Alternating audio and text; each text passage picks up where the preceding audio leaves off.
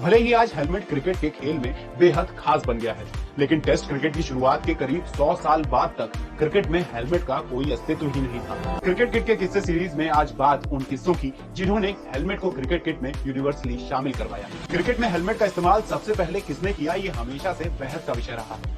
पहली बार हेलमेट के इस्तेमाल का जिक्र हुआ 1970 के दशक में। साल 1977 गैरी पैकर ने वर्ल्ड क्रिकेट सीरीज ऑर्गेनाइज करवाई। ये कोई इंटरनेशनल सीरीज नहीं बल्कि एक कमर्शियल प्रोफेशनल क्रिकेट कंपटीशन था। इसी दौरान इंग्लैंड के क्रिकेटर डेनिस एमिस ने फास्ट बॉलिंग से बचने के लिए हेलमेट इस्तेमाल किया था। एमिस का ये हेलमेट फाइबर ग्लास से बने मोटरसाइकिल हेलमेट को कस्टमाइज करके बनाया गया था। इस हेलमेट की खास बात उसका वॉइजर या हेलमेट का आगे निकला हुआ सिरा था, जिससे फास्ट बॉलिंग से बचा जा सकता था। एमिस की इस कोशिश से क्रिकेट में एक नया क्रांतिकारी बदलाव हुआ, जिसके बाद 1978 में पहली बार इंटरनेशनल क्रिकेट में हेलमेट का इस्तेमाल हुआ। 14 मार्च 1978 वेस्टइंडीज के खिलाफ बारबाडोस टेस्ट में जब ऑस्ट्रेलियाई बैट्समैन ग्राहम येलेप बैटिंग के लिए उतरे तो लोग हैरान रह गए। हेलमेट पहने ग्राहम किसी एस्ट्रोनॉट से कम नहीं लग रहे थे। इसी के साथ येलेप इंटरनेशनल क्रिकेट में हेलमेट इस्तेमाल करने वाले पहले बैट्समैन बने। हालांकि इसके अलावा कई बार फास्ट बॉलिंग से बचने के लिए प्रोटेक्टिव हेड गियर्स यूज किए गए थे। जैसे साल 1870 में बॉल लगने से बैट्समैन जॉर्ज समर्स की मौत से खौफ खाए रिचर्ड डाफ्ट सिर पर तौलिया बांधकर आ गए थे। 1933 में वेस्टइंडीज के खिलाफ इंग्लैंड के पैट्सी हेंड्रन ने 3 पीक कैप का इस्तेमाल किया था। वहीं 1977 में इंग्लैंड के captain mic Brearley school cap पहनकर मैदान में उतरे। 1983 में सुनील गावस्कर ने भी स्कल कैप का यूज किया था। जब हेलमेट का यूज नहीं होता था तब बहुत सी ऐसी घटनाएं हुई जिससे कुछ क्रिकेटर्स का करियर खत्म हो गया तो कुछ की मौत हो गई।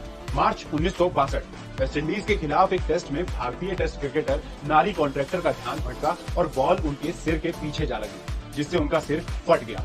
खून का थक्का जमने से कॉन्ट्रैक्टर के कमर के नीचे का हिस्सा पैरालाइज हो गया और 32 साल की उम्र में ही उनका करियर खत्म हो गया। ऐसे ही 1998 में ढाका प्रीमियर लीग के एक मैच के दौरान रमन लांबा शॉर्ट लेग पर फील्डिंग कर रहे थे। इसी दौरान एक तेज शॉट से गेंद उनके सिर से जा लगी और इसके 2 दिन बाद ही उनकी मौत हो गई। इन केसेस को देखते हुए 1990 के दशक में हेलमेट क्रिकेट किट का अहम हिस्सा बन गए। लेकिन साल 2014 में एक ऐसा इंसिडेंट हुआ जिसने हेलमेट पर सवाल खड़े कर दिए। 25 नवंबर 2014 एक मैच के दौरान फिल ह्यूज ने बाउंसर पर हुक शॉट खेलने की कोशिश की। हेलमेट पहनने के बावजूद गेंद उनके बाएं कान के ठीक नीचे गर्दन के पास जा टकराई, जिससे ह्यूज को ब्रेन हेमरेज हो गया और वो कोमा में चले गए और 2 दिन बाद उनकी मौत हो गई। ह्यूज की मौत के बाद बल्लेबाजों की गर्दन की सेफ्टी के लिए हेलमेट में नेक गार्ड लगना शुरू हुए। क्रिकेट में यूज होने वाले हेलमेट में 7 अहम पार्ट्स होते हैं। इनमें शेल, ग्रिल, पैडिंग, चिन स्ट्रैप, पीक, ईयर पीस और नेक गार्ड शामिल है। तो ये थी क्रिकेट में हेलमेट की शुरुआत से लेकर इवोल्यूशन की कहानी।